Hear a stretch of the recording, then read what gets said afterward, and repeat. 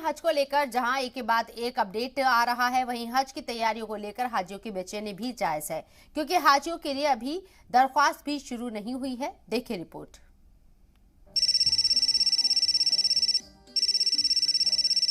Delhi state हज committee का office सुबह जैसे ही खुलता है तो फोन की घंटियां बजनी शुरू हो जाती है।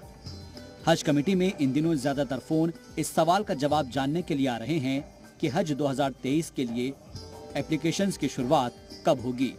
दिल्ली स्टेट हज कमेटी के लोग कुछ और दिन की बात कहकर फोन रख देते हैं। अमूमन हर साल नवंबर तक हज एप्लीकेशंस की शुरुआत हो जाती थी और हज पर जाने वाले लोग अपने फॉर्म जमा करते थे, लेकिन इस बार जनवरी का भी आधा महीना बीतने वाला है, मगर अब तक हज एप्लीकेशन की शुरुआत नहीं हो पाई है। लोगों में बेचैनी है और वो सरकार से सवाल कर रहे हैं। आपके चैनल के माध्यम से ये कहना है कि जो पिछला हमने डाटाज देखे हैं, जो मुतवल्ली को 70,000 रुपए के आसपास दिए जा रहे हैं और वो सर्विसेज प्रोवाइड नहीं करता है, तो हम आपके माध्यम से सरकार तक ये बात पहुंचाना चाहेंगे। मुतवल्ली को जो इतनी भारी भरकम रकम दी जा रही है, उससे वो सर्विसेज भी आदमी ने हज को प्रोवाइड करानी बहुत ज़रूरी है। मैं उनसे मुतालबा ये करता हूँ कि जल्द से जल्द जो है हज पॉलिसी बनाकर जो भी शराइत हैं वो हज फार्म में डाली जाए और उसको जल्द से जल्द जो है लागू किया जाए, ताकि लोगों को मालूम हो कि भाई क्या पॉलिसी बनाई गई है और आपके कितनी रकम लेनी है, कितनी देनी है, हवाई जहाज़ का क्या फेयर होगा, तो क्या मतलब लेना देना है। तो उसको मद्देनज़र रखते हुए जल्द से जल्द पॉलिसी बनाकर सर्कुलर जारी किया जाए, ताकि आज़मीन हज की दरख्वास्त गुजारों की बेचैनी ख़त्म हो।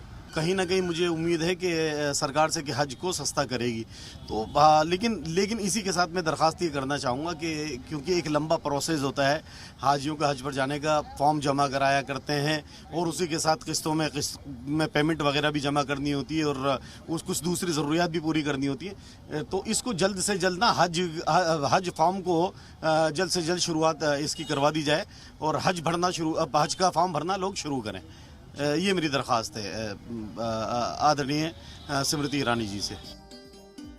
हज 2023 के लिए हिंदुस्तान को 1,75,000 से ज्यादा आज़मीन का कोटा मिल गया है, लेकिन लोगों को अभी तक हज एप्लीकेशंस की तारीख की जानकारी नहीं है।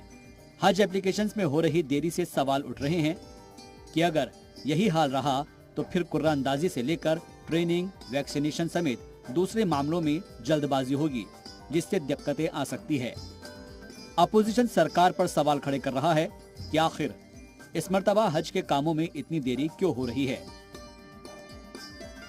हज पे जो पॉलिसी आनी चाहिए थी सेंट्रल गवर्नमेंट की है, अब मंत्री को हटा दिया गया, मतलब चले गए वो, उसके बाद किसी को बनाया नहीं। अब स्मृति ईरानी जी के पास इतना वक्त कहाँ है कि वो हज को देखेंगे, और उनके लिए कोई प्रायोरिटी तो है नहीं है, ना उनको इसकी ज़्यादा मालूमात है। जो उनको फीडबैक दिया जाता है उसके तहत वो अपना कोई बयान दे देती हैं। तो ये सब काम तो चल रहा है, आखिर में भाग दौड़ मचेगी, वही होगा जो पहले होता था। हज पॉलिसी 2023 में देरी हो रही है और इसकी वजह से हज के दूसरे काम भी देरी से हो रहे हैं।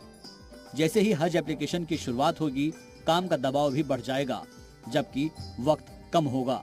यकीनन न सिर्फ जल्दी ही हज पॉलिसी रिलीज करने की जरूरत है, अलबत्ता हज के बाकी कामों को भी वक्त रहते हुए आगे बढ़ाने की जरूरत है। जी मीडिया के लिए दिल्ली से शोएब रजा की रिपोर्ट।